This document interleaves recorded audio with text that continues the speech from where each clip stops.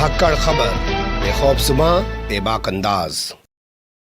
धाकड़ खबर के news room से मैं आपके साथ हूं अकरम रईस खान। जब वोट मांगने के लिए किसी चुनावी जनसभा में जाते हैं, रैली में जाते हैं, तो हमारे देश के रक्षा मंत्री राजनाथ सिंह दहाड़ते हुए गरजते हुए दिखाई और सुनाई देते हैं। कहते हैं कि वैसे तो हम किसी को छेड़ते नहीं हैं, लेकिन अगर हमें कोई छेड़ेगा तो फिर हम उसे छोड़ेंगे भी नहीं। लेकिन जब असल में देश की सुरक्षा के लिए बोलना होता है तो उनके सुर बदल जाते हैं, आवाज नरम हो जाती है। यकीन नहीं आ रहा तो मैं आपके सामने लोकसभा और राज्यसभा में आज उनके द्वारा दिए गए दोनों बयानों के वीडियोस रखने जा रहा हूं, आप खुद देख और सुन लीजिए। पर उससे पहले आपको ये बता देना बेहतर होगा कि उन्होंने ये बयान किस मामले में दिया है। जैसा कि आप जानते हैं कि अरुणाचल प्रदेश के तवांग में चाइना ने फिर से एक बार घुसपैठ करने की कोशिश की है, जिसे हमारे जाबाज सैनिकों ने नाकाम कर दिया है और चाइना के 300 सैनिकों को पीछे खदेड़ दिया है और कई सारों को घायल कर दिया है। हालांकि उस हमले में हमारे भी 5-6 जवान घायल हो गए हैं। उसी को लेकर हंगामा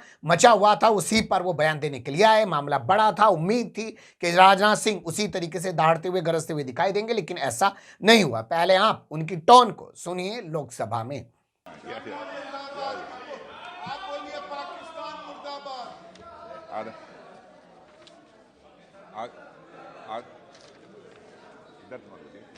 आदरणीय अध्यक्ष महोदय, मैं इस गरिमामयी सदन को अरुणाचल प्रदेश के तवांग सेक्टर में हमारी सीमा पर 9 दिसंबर 2022 को हुई एक घटना के बारे में अवगत कराना चाहूंगा।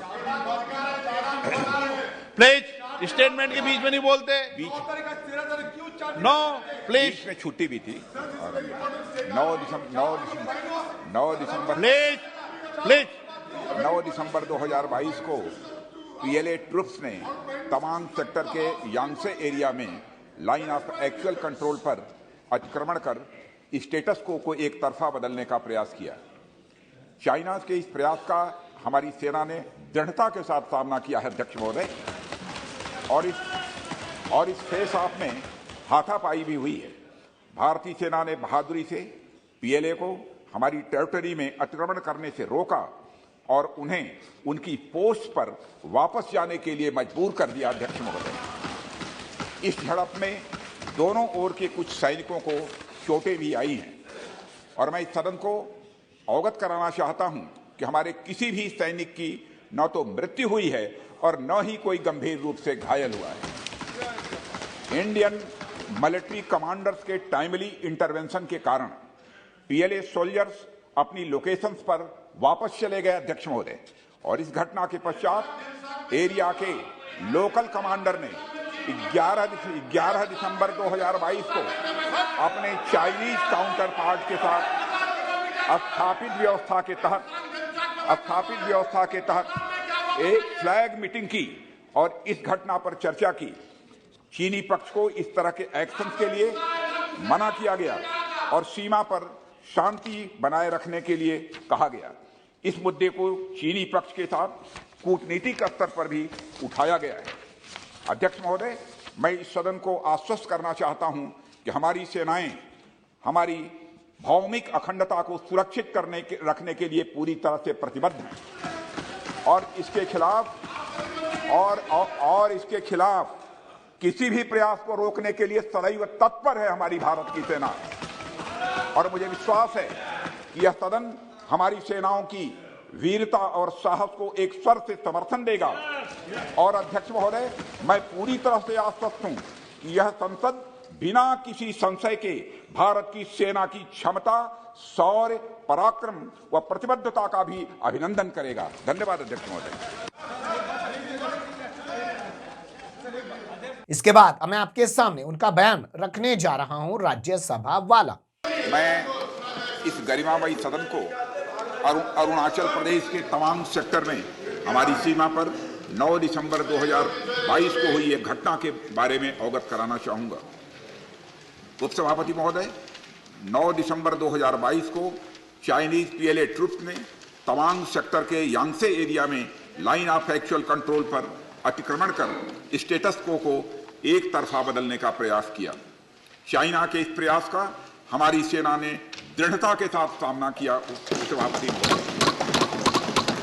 और सदन को यह भी बताना चाहूंगा इस फेस ऑफ में हाथापाई भी हुई और भारतीय सेना ने बहादुरी से पीएलए को हमारी टेरिटरी में अतिक्रमण करने से रोका और उन्हें उनकी पोस्ट पर वापस जाने के लिए मजबूर कर दिया। इस झड़प में दोनों ओर के सैनिकों को कुछ चोटें आई हैं। उपसभापति महोदय, मैं इस सदन को यह बताना चाहता हूं कि हमारे किसी भी सैनिक की न तो मृत्यु हुई है और न ही कोई गंभीर रूप से घायल हुआ। इंडियन मिलिट्री कमांडर्स के टाइमली इंटरवेंशन के कारण पीएलए सोल्जर्स अपनी लोकेशंस पर वापस चले गए और इस घटना के पश्चात एरिया के लोकल कमांडर ने 11 दिसंबर 2022 को अपने चाइनीज काउंटर पार्ट के साथ स्थापित व्यवस्था के तहत एक फ्लैग मीटिंग भी की और इस घटना पर चर्चा की। चीनी पक्ष को इस तरह के एक्शंस के लिए मना किया गया और सीमा पर शांति बनाए रखने के लिए उन्हें कहा गया। इस मुद्दे को चीनी पक्ष के साथ कूटनीतिक स्तर पर भी उठाया गया है। उपसभापति महोदय, मैं इस सदन को आश्वस्त करना चाहता हूं कि हमारी सेनाएं हमारी भौमिक अखंडता को सुरक्षित रखने के लिए पूरी तरह से प्रतिबद्ध हैं और इसके खिलाफ किसी भी प्रयास को रोकने के लिए सदैव तत्पर है। मुझे विश्वास है कि यह सदन हमारी सेनाओं की वीरता और साहस को एक स्वर से समर्थन देगा और अध्यक्ष महोदय, मैं आश्वस्त हूं कि यह संसद बिना किसी संशय के भारत की सेना की क्षमता, शौर्य, पराक्रम और प्रतिबद्धता का भी अभिनंदन करेगी। धन्यवाद। इन दोनों बयानों को सुनिएगा और गौर कीजिएगा और सोचिएगा कि क्या ये वही राजनाथ सिंह हैं जब वोट मांगने के लिए जाते हैं तो मंच पर दहाड़ते हुए, गरजते हुए नजर आते हैं, लेकिन असल में जब देश के सामने बयान देना होता है, यानी कि संसद के सामने बयान देना होता है, तो वहां पर इनके सुर बदल जाते हैं। वो दहाड़, वो गरज कहीं जाकर छिप जाती है या नजर नहीं आती है। बने रहिएगा धाकड़ खबर के साथ। फिलहाल कमेंट्स के रूप में आप लोग अपनी राय दे सकते हैं, खबर को लाइक कर सकते हैं, चैनल को सब्सक्राइब कर सकते हैं और ज्यादा से ज्यादा हमारी खबरों को शेयर कर सकते हैं। फिर ऐसे ही किसी सुलगते हुए या बड़ा से मुद्दे लेकर मैं आपके सामने हूंगा हाजिर। फिलहाल अभी मुझे दें इजाजत।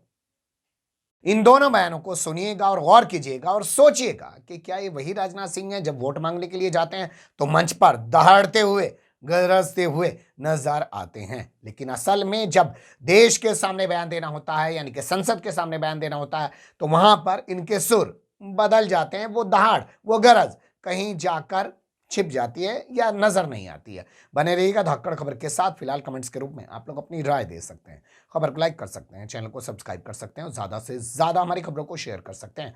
फिर ऐसे ही किसी सुलगते हुए या बड़ा से मुद्दे लेकर मैं आपके सामने हूंगा हाजिर। फिलहाल अभी मुझे दें इजाजत।